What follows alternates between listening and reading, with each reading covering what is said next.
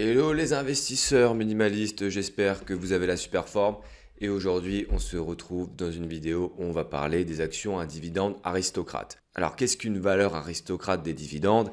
C'est une action, une entreprise qui verse des dividendes en augmentation depuis 25 ans. Alors, c'est une thématique, c'est un sujet qui est très abordé sur les chaînes de finances personnelles, d'investissement en bourse pour les particuliers notamment. Mais aujourd'hui, on va se poser la question, est-ce que ça vaut vraiment le coup d'investir là-dessus? Est-ce qu'elles sont toutes bonnes à prendre? Allez, on met 1000 euros sur chaque valeur à action, un dividende aristocrate. Il y a des choses à regarder, il y a des indicateurs à regarder, des ratios d'efficacité, des avantages compétitifs, et on va détailler tout ça dans cette vidéo. Alors avant de commencer, qu'on passe derrière mon écran, déjà félicitations, hein, si vous regardez ce type de vidéo, c'est que vous avez envie de développer votre patrimoine financier et à terme, remplacer votre salaire par une source de revenus solide et durable à long terme, qui plus est peut-être en augmentation. Et ça montre aussi que vous avez défini vos priorités, qu'au lieu de dépenser 500 euros dans un week-end ou dépenser 300 euros dans un sac à main Louis Vuitton, pour votre femme ou pour votre copine, je ne sais pas, ou un iPhone à 1600 euros, eh bien vous avez décidé déjà de passer votre temps, d'utiliser votre temps à bon escient en regardant ce type de vidéo et utiliser votre épargne intelligemment pour la faire fructifier et pour qu'à terme, bien ça devienne exponentiel, que vous arrivez à construire, à développer une boule de neige financière tellement colossale que vous ne saurez même plus quoi faire de cet argent. Le cas par exemple de Warren Buffett qui est toujours en vie et qui perçoit par exemple des revenus absolument conséquents de Coca-Cola, plusieurs dizaines de millions de dollars, de Bank of America, pareil, plusieurs millions de dollars. Et à un moment, quand on reçoit autant d'argent, c'est tellement énorme que le cerveau ne comprend même pas le message. Et pour réussir à dépenser de telles sommes, il faut être un peu ingénieux ou être un peu fou. Et sinon, à propos du livre que j'ai écrit, L'investisseur minimaliste, eh bien là, je suis en train d'attendre mon colis Amazon pour la version papier. Donc, c'est une version auteur en fait qu'on peut commander sur Amazon. Et ça va me permettre de voir si c'est bien, si les polices sont bien incorporées dans le texte, si la texture du livre est bonne, un certain nombre de due diligence que je vais faire sur le livre avant de le mettre en ligne.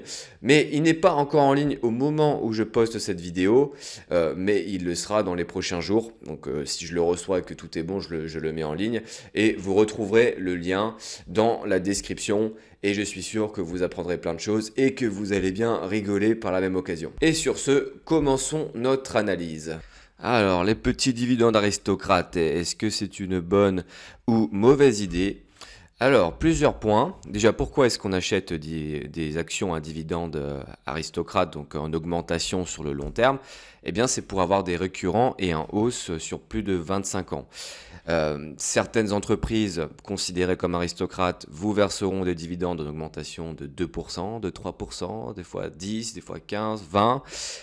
Ce sont des performances exceptionnelles, ça délivre des performances exceptionnelles à long terme, à condition de choisir les bonnes, toujours. Et je connais très peu de métiers ou de business où vous pouvez augmenter vos revenus d'année en année de ne serait-ce que de 4 à 5%. En général, ce qui va se passer, si tu es dans une entreprise que tu as plus ou moins un bon poste, tu vas demander une augmentation, mais généralement, tu vas être indexé sur l'inflation, peut-être une hausse de 30, 40 euros sur ton salaire. Et il y a un copain à moi qui travaille dans une boîte, je ne vais pas vous dire le nom, il voulait évoluer. Donc passer manager, il était dans la restauration, il était au début équipier polyvalent. Et il voulait passer manager pour avoir plus de responsabilités et plus de salaire à la fin du mois. Et donc il allait voir le directeur et il lui demandait ouais, je travaille ici depuis pas mal d'années maintenant, je fais du bon travail, j'aimerais passer manager. Et finalement, le directeur a accepté de lui octroyer ce poste. Et en termes de salaire, comment est-ce que ça s'est traduit? Il a eu une augmentation de 80 euros net par mois. 80 balles. 80 euros, Il y avait deux, trois petites primes à gauche et à droite de 30, 40 euros, ce qui faisait qu'il gagnait en moyenne 150 euros de plus qu'un équipier polyvalent. Et moi, personnellement, quand j'entends ce genre de choses, eh bien, je suis obligé de lui parler des actions à dividendes aristocrates parce que c'est ce qui va lui permettre réellement de devenir riche. N'essayez pas de devenir riche avec votre salaire, ça ne sert absolument à rien, c'est contre-productif. Vous allez prendre plus de responsabilités pour gagner 150 euros par mois, alors qu'il existe d'autres solutions qu'on verra après pour augmenter considérablement vos revenus. Ensuite, les actions à dividendes aristocrates, ce sont des entreprises solides qui ont fait leurs preuves sur le long terme. Pour être capable de verser ne serait-ce qu'un dividende sur 25 ans, je ne connais pas beaucoup d'entreprises qui réussissent à le faire. Surtout en France, on a peut-être Total, mais qui n'augmente pas son dividende. LVMH et L'Oréal, qui sont des bonnes entreprises, mais dont le rendement est assez faible. Et sinon, on a des actions comme Orange, comme Nexity qui vient de couper son dividende, que j'ai d'ailleurs vendu parce que ça m'a énervé en fait, de voir ce genre de choses. Mais très peu d'entreprises en France réussissent à le faire, et c'est aux États-Unis que ça se passe. Donc, c'est des entreprises qui ont fait leurs preuves, qui ont des produits qui ont plu aux consommateurs, aux fournisseurs, et qui ont réussi à réellement dominer leur marché. Et un historique assez long aussi, hein. Il y a même des entreprises qui versent des dividendes depuis plus de 60 ans, depuis plus de 100 ans, comme c'est le cas pour Coca-Cola. Et nous, en tant qu'investisseurs, ça nous intéresse. C'est exactement le même raisonnement si vous voulez ouvrir... je prends l'exemple souvent de la franchise de restauration parce que c'est ce que j'ai fait. Moi, j'avais pris l'enseigne Columbus Café parce que ça faisait 20-25 ans qu'ils existaient, qu'ils développaient des magasins en France et à l'étranger. Donc, ça m'a rassuré d'avoir cet historique long. Si ça avait été une franchise qui existait depuis 1 ou 2 ans, j'aurais été beaucoup plus sceptique et je n'y serais peut-être pas allé. Ça aurait été très certainement une bonne option au vu des résultats obtenus sur 1 an. Et enfin, dernière chose, ça permet d'être payé, de continuer à recevoir des revenus qu'on peut réinvestir par la suite, même quand les indices baissent ou stagnent. C'était le cas entre 2000 et 2010, suite aux différentes crises, hein, donc la crise, la bulle Internet en 2000, les subprimes en 2009. Un investisseur qui est rentré sur un ETF S&P 500 en 2000, il a mis quasiment 10 ans à être de nouveau dans le positif. Donc je ne dis pas que les ETF c'est pourri, qu'il ne faut pas le faire. Je dis juste qu'il y a plusieurs stratégies complémentaires en bourse, donc pourquoi pas. Et c'est ce que je fais d'ailleurs, hein. 50% ETF et 50% actions à dividendes pour allier le meilleur des deux mondes. À quoi faut-il faire attention quand on investit sur des actions à dividendes aristocrates, quand on veut augmenter ses revenus? Alors déjà, les états financiers, il faut être vachement vigilant sur les indicateurs clés qu'on verra après. L'avantage compétitif. Alors, je ne suis pas un expert en tout, c'est très difficile. Je ne comprends pas à la perfection les produits des entreprises que j'achète. Je ne vais pas m'amuser, si par exemple là, je suis investi sur une entreprise qui s'appelle AbbVie, je ne vais pas m'amuser à décortiquer les formules de physique-chimie qu'ils mettent dans leurs produits, d'autant plus que je suis une bille intégrale là-dedans. Mais ce qu'il faut, c'est avoir une vue globale de ce que fait l'entreprise, des produits qu'elle propose, est-ce qu'ils plaisent aux consommateurs, quels sont leurs clients, est-ce qu'ils sont satisfaits et est-ce qu'ils proposent une réelle valeur ajoutée.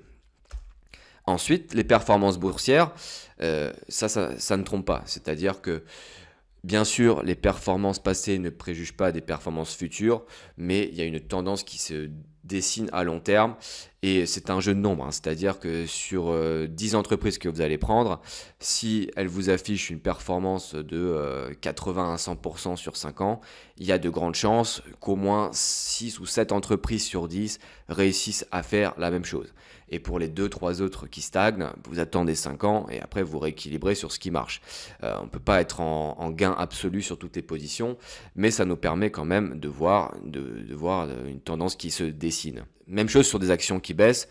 Des entreprises qui baissent depuis 2, 3, 4, 5 ans, voire 10 ans, qui sont sur une tendance baissière, elles ont de grandes chances de le rester. Donc il faut réussir à éviter ce genre d'entreprise et à aller vraiment là où ça fonctionne. Donc je vais vous parler des différents ratios que j'utilise. Je pense que ce sont des ratios que vous comprendrez, qui sont simples à utiliser et qui vous permettront de voir si une entreprise est profitable sur le long terme, sans rentrer dans des détails complexes. Moi, j'aime pas les, comment dire, les pseudo experts qui nous parlent de trucs, d'indicateurs dont on comprend un mot sur deux. Moi, j'essaie vraiment de rester simple, de me cantonner à des indicateurs simples qui ont fait leurs preuves. Donc les indicateurs, lesquels sont-ils? Eh bien, vous avez déjà des indicateurs dans la rubrique performance économique, donc le chiffre d'affaires, les ventes en dollars ou en euros en fonction de l'action qu'on choisit. On a aussi l'EBITDA. Qu'est-ce que c'est l'EBITDA? C'est la performance de l'activité de l'entreprise. Ça veut dire Earning Before Interest, Taxes, Depreciation and Amortization. C'est le résultat de l'entreprise une fois qu'elle a déduit les salaires, ses coûts de fonctionnement liés à l'activité, mais on ne prend pas en compte les amortissements, les dépréciations d'actifs, les taxes et les intérêts qui ne reflètent pas la performance pure de l'activité de l'entreprise. Et ensuite, on a le net income, donc le bénéfice net de l'entreprise, et ce qui lui reste une fois qu'elle a payé toutes ses charges. Très complémentaire à l'EBITDA parce que, effectivement, même si on prend en compte des items comme les taxes, les intérêts ou d'autres revenus ou dépenses exceptionnelles, ça nous permet de voir si l'entreprise est efficiente dans la gestion de ses finances. Et ensuite, le free cash flow. Le free cash flow, c'est la trésorerie de l'entreprise, c'est ce qui lui reste en cash dans ses caisses. Et c'est ça qu'elle va utiliser pour payer vos dividendes, nos dividendes, ou rémunérer voilà, ses salariés et compagnie. Donc, très complémentaire aussi avec le net income. Ensuite, les ratios d'efficacité qu'on a juste ici. La marge opérationnelle, en gros, c'est l'EBITDA en pourcentage des ventes. Qu'est-ce qui reste sur 100 euros de vente une fois qu'on a déduit les salaires, tous les coûts de fonctionnement, ça nous donne un pourcentage. Et moi, j'aime bien avoir des marges opérationnelles supérieures à 12%. Alors, sur certaines, c'est 20, c'est 35, c'est 40, c'est absolument dément. Mais le minimum, je pense, c'est 12%. Vous pouvez aller à 10. Moi, je suis à 12. Ensuite, la marge nette, c'est le pourcentage de ce qu'il reste à l'entreprise une fois qu'elle a tout payé. Et là, j'essaye d'être constamment au-dessus des 10% parce que ça laisse de la marge de manœuvre à la boîte et ça lui permet ensuite de réinvestir sur différents projets et de bien rémunérer ses actionnaires. Ensuite, dernier petit item des ratios d'efficacité, le return on equity. C'est simplement le retour sur investissement des actionnaires. Donc si aujourd'hui, voilà, il y a une boîte qui s'introduit sur le marché, je décide de mettre 10 000 balles là-dedans, dans son introduction en bourse, par exemple, je fais partie du capital de l'entreprise, quelle sera ma rémunération? Et j'essaye constamment d'avoir un return on equity de plus de 10%. Et troisième item, le dividende. Alors c'est ce qui nous intéresse, hein. Et là, on va regarder l'augmentation du dividende sur 5 ans. 5 ans, c'est une bonne période hein, parce que c'est suffisamment long, mais pas vraiment. Et c'est pas assez court. Il ne faut pas regarder sur 2 ans ce qui se passe. Ça ne sert absolument à rien. Et 10 ans, je trouve ça trop long parce qu'il y a trop de choses qui peuvent évoluer en 10 ans. Donc, par exemple, la perte d'un marché porteur, perte d'avantage compétitif de la boîte. 5 ans, ça me paraît être un très bon critère pour le dividende. Et ensuite, couverture de dividende sur le free cash flow. C'est-à-dire, est-ce que les free cash flow couvre le dividende payé? On a plein d'entreprises, notamment des aristocrates qu'on verra après, qui payent un dividende mais qui n'ont pas assez de free cash flow généré sur l'activité pour le faire. Donc, c'est-à-dire qu'elles vont creuser leur trésorerie d'année en année pour rester attractives au vu des actionnaires, rester dans le palmarès des actions à dividende aristocrate et il faut les éviter. Ensuite, l'avantage compétitif, très important.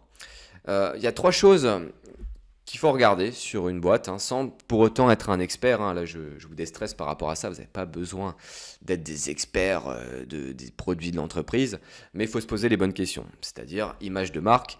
Est-ce que l'entreprise a une bonne image de marque auprès de ses clients? Je prends souvent l'exemple de LVMH, mais dans les magasins Louis Vuitton, les gens font la queue pour acheter des sacs à 10 000 balles des fois. Bonne image de marque. L'action McDonald's, par exemple, les gens, parfois, font la queue 1 heure et demie, quand il y a du monde, pour manger un Big Mac. Voilà, ça c'est ce que j'appelle de l'image de marque. Barrière à l'entrée. Est-ce que aujourd'hui, il faut se poser la question, est-ce que aujourd'hui, si je décide de créer une boîte sur le même sujet, même produit que cette boîte, cette entreprise cotée en bourse, est-ce que je peux rentrer facilement sur le marché? Si par exemple on prend l'action LVMH, est-ce que là, si je prends un petit tissu dans mon garage et que je me fais une petite marque sympa, est-ce que j'arriverai à concurrencer LVMH? La réponse est non. La réponse, bon, ça va finir en e-commerce sur eBay, mais ça va être très compliqué d'essayer de concurrencer LVMH sur ces segments. Ils sont beaucoup trop implantés, ça fait plus de 100 ans qu'ils existent, que la marque Louis Vuitton existe, les produits sont connus des consommateurs. Très compliqué, ils ont une chaîne logistique de malades, ils ont des créateurs qui bossent pour eux, quasiment impossible. Chose qui n'était pas le cas pour l'entreprise Zoom. Zoom, c'est le logiciel de visioconférence. N'importe quel développeur peut créer un outil de la sorte, et c'était un effet de mode, Zoom. Vous voyez le cours de bourse aujourd'hui, on a perdu plus de 70-80% sur l'action. Il y a encore un autre item, le dernier, c'est le coût de transfert pour les clients. Est-ce que c'est simple de passer d'un produit de cette entreprise à une autre? Donc si vous prenez l'exemple d'Apple, si vous êtes sur iPhone, sur MacBook, et passer sur un ordinateur HP ou sous système d'exploitation Windows, ça peut être très compliqué. C'est pas le même format, c'est pas du tout le même logiciel, et les gens préfèrent renoncer et rester sur leur interface Apple et continuer à acheter des iPhones, des MacBooks et compagnie. Et le dernier item, donc on va analyser le cours de bourse et le dividende. Donc en termes de performance, ce que je fais sur les actions que je choisis pour les dividendes, j'essaye d'avoir une performance au moins similaire à l'indice, dividendes non réinvestis, parce que tout simplement, si c'est pour faire deux fois moins bien qu'un indice, ça ne sert absolument à rien. Je préfère me positionner sur des boîtes qui ont une énorme croissance et qui vont délivrer du 90, du 100% sur 5 ans. Le cas par exemple de Ferrari qui a fait 180% en 5 ans. C'est pas dit qu'elle continue à le faire, mais on met toutes les chances de notre côté pour y arriver. Et ensuite, l'augmentation du dividende sur 5 ans. Alors là, il y a à boire et à manger. C'est vrai que quand je prends des risques, quand j'investis sur des actions individuelles, j'essaye d'avoir une augmentation de dividende sur 5 ans supérieure à 8%. Parce que ça permet d'amorcer la pompe à cash et de faire fonctionner les intérêts composés au maximum. Et à mon sens, c'est une des meilleures stratégies pour essayer de devenir libre financièrement en 10 ans. Donc, quelles entreprises est-ce qu'on va prendre? Alors, j'ai fait en mode interactif, en mode jeu.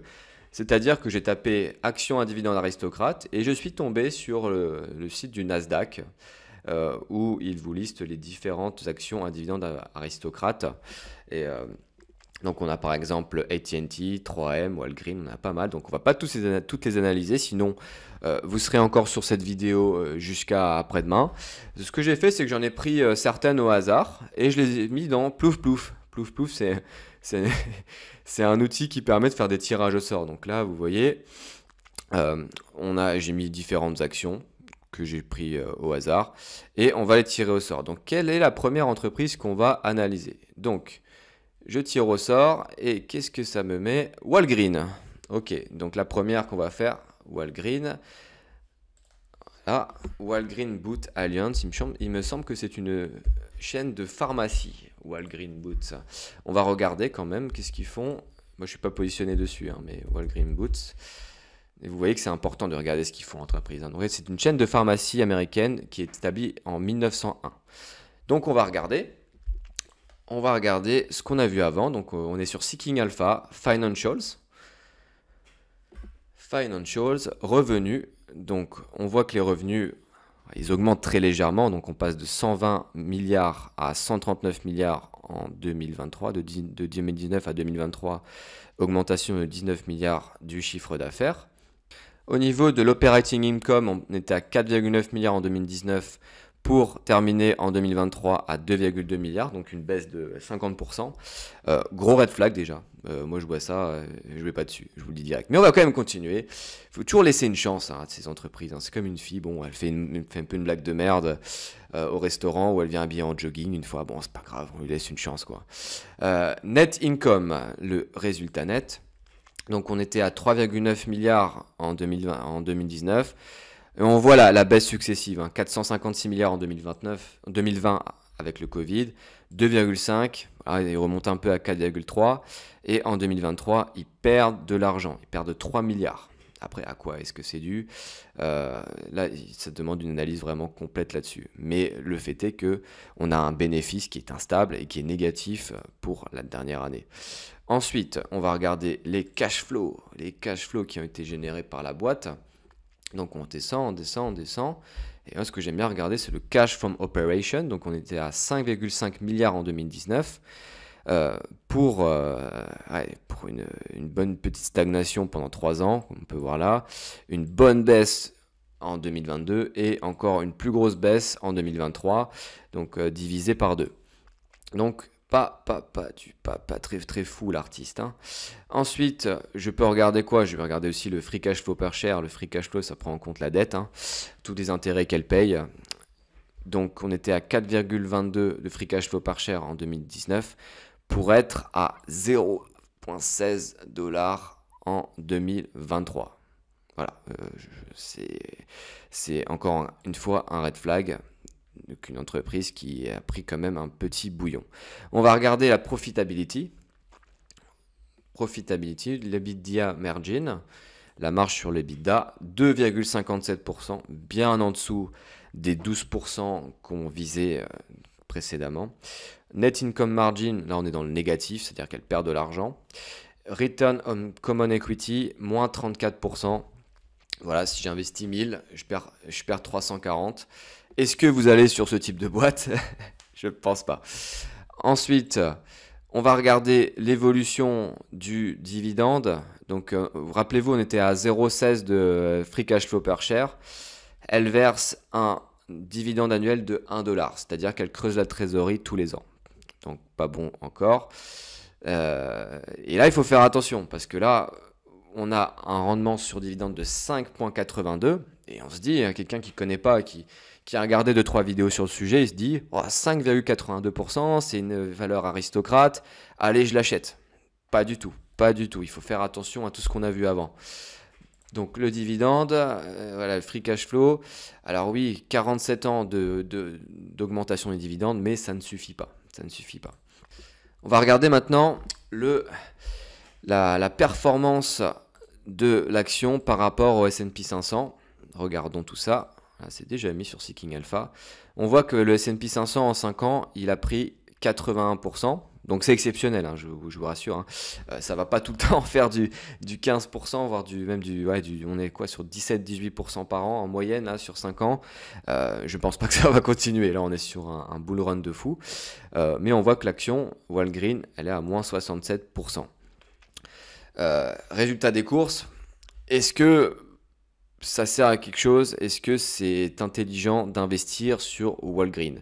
Pas du tout. Ne vous faites pas avoir par les screeners à dividendes ou des vidéos un peu putaclic. 25 actions à dividendes aristocrates qui augmentent en dividendes tous les ans depuis 75 ans. Regardez vraiment tous ces items. Donc on va regarder encore une autre action sur Plouf Plouf. Refaire sans Walgreens. Tac. Ouais, tac. Qu'est-ce que ça va être? Kimberly-Clark. Ok, je connais. Il me semble que j'avais déjà regardé Kimberly-Clark, mais je me souviens plus ce qu'ils font. Donc Kimberly-Clark. Entreprise américaine qui produit principalement des consommations destinées à l'hygiène personnelle et à partir de soins de papier transformés à l'état de base. Hygiène personnelle. Ok, ça marche. On va juste regarder un peu les produits qu'ils ont. Tac. Les marques de Kimberly-Clark. J'ai une petite idée de ce qu'ils font déjà. Alors, produits d'hygiène pour adultes. Ah ouais, ok, c'est des trucs pour les règles. C'est principalement ça. Soins pour bébés, soins pour femmes. Alors, si vous avez envie d'acheter ça, libre à vous. Chacun fait ce qu'il veut de son argent, les goûts et les couleurs.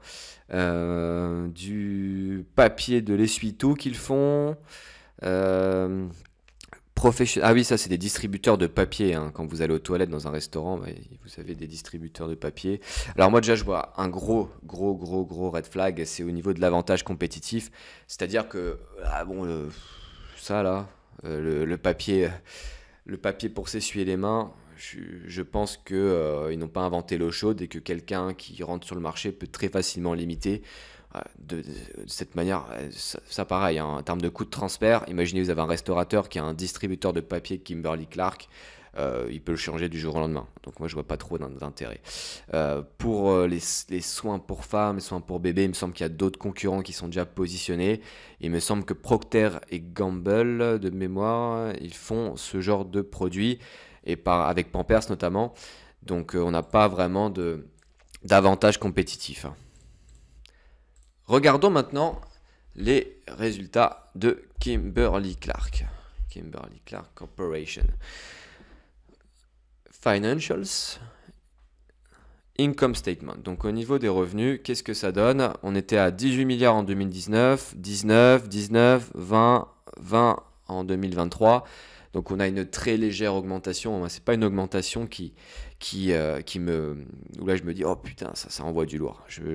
Déjà premier abord ça m'excite pas trop. Ensuite l'operating income, on était à 3,2 milliards en 2019 pour 2,8 milliards en 2023. Donc une baisse de 20%, un peu moins peut-être. Net income, 2,1 milliards à 1,7 milliard, pareil, en baisse. Et on peut regarder, qu'est-ce qu'on peut regarder? Bon, je regarde aussi le payout ratio, hein, pour le dividende, ça je ne l'ai pas mentionné avant. Ça fait un peu beaucoup sinon.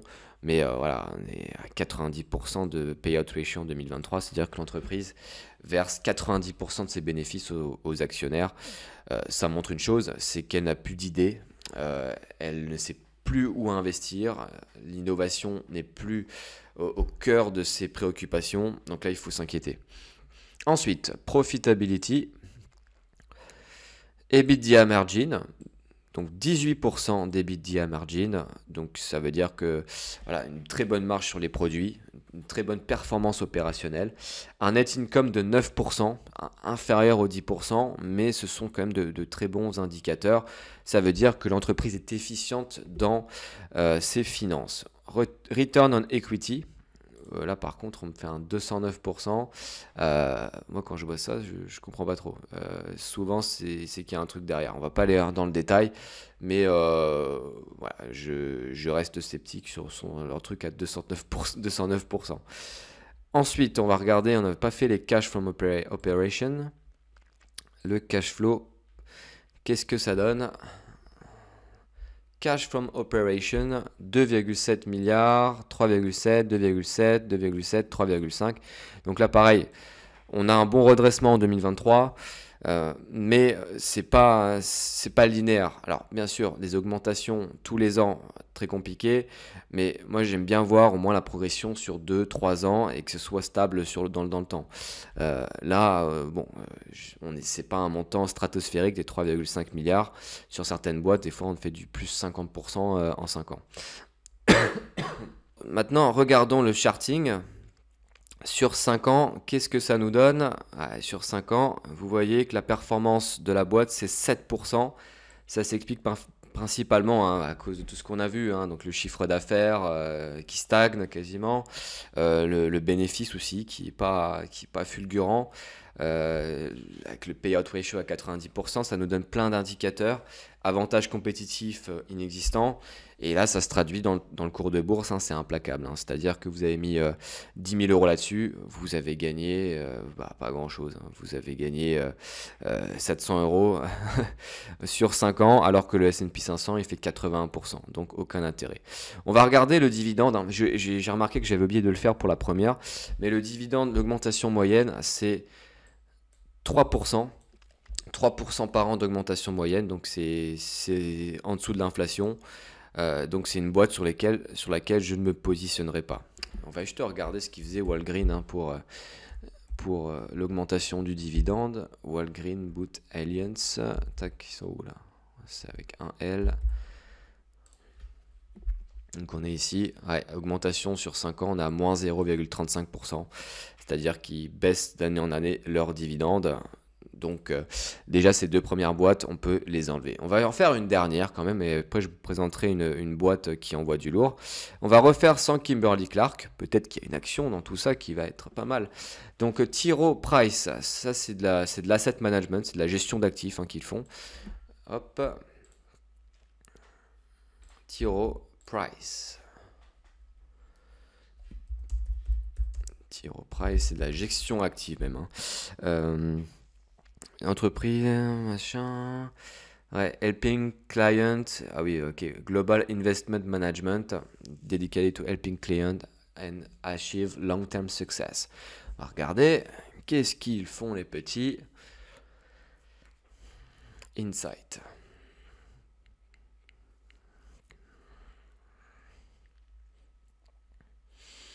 Ouais, ok, ça j'ai compris. Donc ils font pas d'ETF, ce sont principalement des fonds d'investissement qu'ils vendent un T. Rowe Price, donc c'est des paniers d'actions, c'est des fonds, ils vont mettre sur une thématique précise des fonds et vous allez payer plein pot en termes de frais. Voilà, il n'y a pas d'ETF là-dedans, je connais, du moins pas à ma connaissance, T. Rowe Price, ils n'ont pas de gamme d'ETF. Premier gros problème que je vois en termes d'avantages compétitifs, c'est l'émergence des ETF. Hein. On a BlackRock qui va sortir, qui a déjà sorti un ETF pour le PEA à moindre frais, Lyxor et Amundi. Les gens commencent à prendre de plus en plus conscience que la gestion d'actifs, eh bien, c'est de la merde. Que payer 2% de frais de gestion par an, bah, c'est de l'arnaque. Pareil pour les frais d'entrée, les frais de sortie. Donc à terme, ces boîtes-là, je ne les vois pas prospérer, après, à part si elles prennent un petit virage sur les ETF. Par contre, ce qu'il faut souligner, c'est que la barrière à l'entrée est colossale, c'est-à-dire que du jour au lendemain, vous et moi ne pourrons pas avoir autant d'actifs sur gestion que T. Rowe Price. Créer un fonds d'investissement, je vois pas trop comment faut faire, honnêtement, et ça m'intéresse pas. Donc il y a un petit avantage compétitif très léger à ce niveau-là. Donc on va regarder maintenant les performances de T. Rowe Price. Donc, au niveau des finances, on est à 5,6 milliards en 2019. Pour finir, ouais, on a une petite hausse à 7,6 milliards en 2021. Les gens ont commencé à investir massivement en 2020. Et depuis la hausse des taux d'intérêt, on est à 6,4 milliards. Donc, pas d'augmentation significative. Ensuite, l'operating income de 2,38 milliards en 2019 à 1,9 milliard. Donc on avait une belle augmentation sur 3 ans, mais là on voit qu'on se casse un peu la gueule, on se casse totalement la gueule depuis la hausse des taux d'intérêt. Net income, ça on a vu. On va regarder aussi le cash flow. Quel est le cash généré par la boîte? Cash from operation, donc 1,5 milliard, 1,9, 3,4. Là on était sur une très bonne dynamique. Là 2,3, 1,2. On n'est pas sur une augmentation constante du cash flow et ça peut poser problème pour le dividende. Ensuite, on va regarder la profitability. Donc là, dans ce domaine-là, hein, le domaine de l'asset management, c'est la poule aux œufs d'or. Hein, c'est-à-dire qu'ils se gavent tellement. Regardez juste les ratios financiers. EBITDA margin, 38%.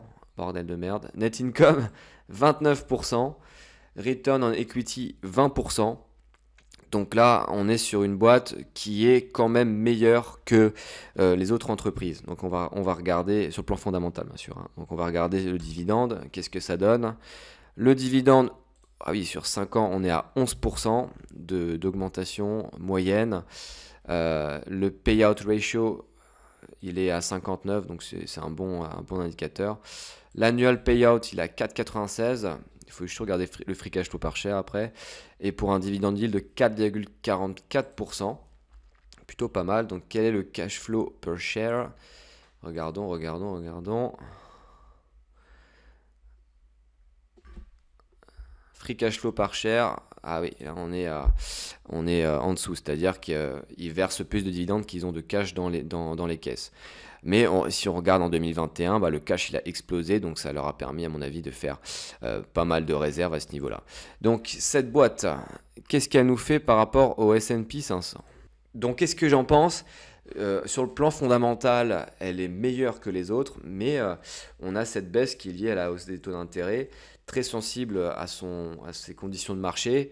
Mais pour quelqu'un qui a un gros capital et qui va avoir un peu plus de rendement, je ne serais pas contre pour l'avoir en portefeuille. Il y a beaucoup d'investisseurs qui l'ont en portefeuille, mais ne vous attendez pas à avoir cette performance performance incroyable en termes de cours de bourse sur le long terme. Et le dividende, voilà, ça va être intéressant si derrière il y a une reprise, si derrière les taux d'intérêt baissent, pourquoi pas. C'est pas quelque chose que je déconseillerais, même si je suis pas conseiller financier, mais c'est pas une boîte sur laquelle je n'irai pas éventuellement plus tard. Donc maintenant, je vais vous montrer une action à dividende dont les fondamentaux sont 100 fois meilleurs. Donc on va regarder Visa que j'ai en portefeuille. Vous pouvez regarder ma dernière vidéo sur le compte titre et les actions à dividende. Je vous montre mon portefeuille et j'analyse les ratios des boîtes que j'ai, des principales lignes. Donc si on regarde au niveau des finances, financials, on passe de 22 milliards à 32 milliards. Donc là, l'augmentation, on la voit, c'est frappant. 22 à 32. Ensuite, operating income de 15 à 21. Donc voilà, on a fait plus 40% quasiment sur un espace de 5 ans. Net income de 12 à 17 milliards, donc l'augmentation frappante encore, une petite baisse au Covid, 12, 10, 12, 14, 17. Là, ce qui est projeté pour cette année, c'est 18. Donc là, on a la stabilité, on a l'augmentation qui est claire et nette. Ensuite, on va regarder les cash flows. Cash flow. Cash from operation, là pareil, c'est écrit en 12 à 20 milliards en 2023 avec des augmentations successives. Le free cash flow per share qui est tout en bas, 5,50 en 2019 pour finir à 9,62 en 2023. Et là pareil, c'était le Covid, donc moi c'est pas une année de référence pour moi, enfin c'est pas très significatif, du moins pour ce genre de boîte. Et ensuite les ratios d'efficacité, tenez-vous bien, prenez prenez une petite bière pour vous détendre parce que ça va être monstrueux. Net income, EBITDA margin, pardon, à 70%. Voilà, pas besoin d'en dire plus, et c'est quasiment 7 fois plus que ce que j'attends. Net income à 53%. Return on equity à 47%. Donc voilà, ça vous donne une bonne idée de ce que c'est. Au niveau du dividende, l'augmentation moyenne sur 5 ans, c'est 16% depuis 15 ans. C'est pour ça qu'elle n'est pas dans les dividendes aristocrates. Un payout à 21, pas mal du tout. Et 2 dollars d'annual payout. Donc si on le compare avec le free cash flow per share, il me semble qu'on était à 9. Je crois que je vais juste regarder pour être sûr. Voilà, on était à 9. C'est-à-dire quand la boîte elle rentre 9 dollars en cash dans la trésorerie, elle en reverse que 2 à ses actionnaire. Et ça, on est quasiment sur un multiple de 5. Donc la morale de cette vidéo, c'est ne soyez pas appâtés par les vendeurs de rêves, par les vidéos un peu putaclic, 25 actions à dividendes à acheter qui augmentent depuis 35 ans ou qui versent depuis 100 ans. Regardez vraiment les fondamentaux, regardez si cette augmentation est viable à long terme et ensuite positionnez-vous. Moi, je suis un fervent défenseur de la liberté individuelle, c'est-à-dire qu'il faut faire ses propres choix. Certaines personnes vont diverger au niveau de l'analyse, qui vont me dire ouais mais par exemple T. Rowe Price je la préfère à Visa parce qu'elle a un rendement supérieur au départ, libre à vous. Mais il y a des choses sur lesquelles il n'y a pas de débat. Investir sur une entreprise comme Walgreens qui perd de l'argent, dont le cours de bourse s'effondre, je vous remontre encore, Walgreens Boots Alliance, c'est compliqué quoi. On est sur une baisse de... Ouais, on est sur moins 67% de baisse en 5 ans. Donc là, cette valeur, si vous l'aviez depuis longtemps, il faut la liquider. Enfin, je pense honnêtement qu'il faut la liquider. Ça ne sert absolument à rien de rester investi là-dessus. Et autant aller sur du Visa ou peut-être du T. Rowe Price si c'est votre sensibilité. Maintenant, on va faire une petite simulation de ce que donnerait notre investissement sur les dividendes aristocrates. Donc Walgreens Boots Alliance... je ne vais pas pouvoir la mettre parce que là, il nous demande de renseigner la performance par an du cours et du dividende. Donc comme on est négatif sur les deux, c'est pas bon. Mais si on reprend Kimberly-Clark, imaginons que vous mettiez 10 000 dollars sur Kimberly-Clark sans faire de versement. Donc on va juste regarder Kimberly-Clark, qu'est-ce que ça nous donnait. Kimberly-Clark. Donc le dividende, c'est quoi? Dividende 3,57% pour une augmentation moyenne de 3,39. Donc on va le rajouter. Voilà, 3,39. 7%, je crois que c'était le rendement de l'action sur 5 ans, l'augmentation du cours de bourse. Donc c'est comme si on était à 0 en fait. On va se positionner sur 20 ans, on va dire que vous payez la flat tax. Qu'est-ce que ça va nous donner? Distribution frequency quarterly, dividende réinvesti, c'est dividende réinvesti des DRIP. Qu'est-ce que ça nous donne? Hop! Qu'est-ce que ça nous donne? Tac, tac, tac. On a donc pour 10 000 $ investis sur 20 ans, on aurait au bout de 20 ans un capital de 20 000 $, donc une performance de 101%, un yield on cost, donc un rendement sur dividende de 13%, pour un paiement annuel de dividende de 1436 $. Pour terminer, on va faire la simulation avec Visa, avec les mêmes paramètres. Le rendement de départ à 0,7%, l'augmentation du dividende de 16% par an, une hausse du cours de l'action de 13%, donc on a un peu minoré pour toujours rester prudent. 13%, 20 ans, on va calculer ce que ça donne. Tac, tac, et ça nous donne un capital de 128 000 $, soit 12 fois plus qu'avec Kimberly-Clark, pour des dividendes qui restent similaires et un yield on cost similaire. Donc pour une personne qui souhaite peu de dividendes et faire grossir son capital, je pense que c'est important, ça peut valoir le coup. Ça peut valoir le coup notamment si vous êtes jeune, si vous avez moins de 35, même 40 ans, on va dire que c'est encore jeune. Cette entreprise-là, elle bat très nettement Kimberly-Clark. Après, pour les personnes qui sont vraiment en mode FIRE, qui ont envie de partir à la retraite dans 10 ans, dans 15 ans, même dans 20 ans, si tu commences à 20 ans et que tu t'investis sur ce genre de boîte, ça peut valoir le coup.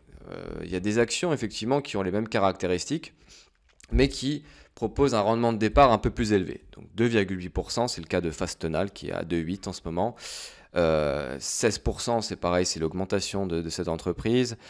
On va un peu minorer l'appréciation du cours de bourse, on va le mettre que c'est 10.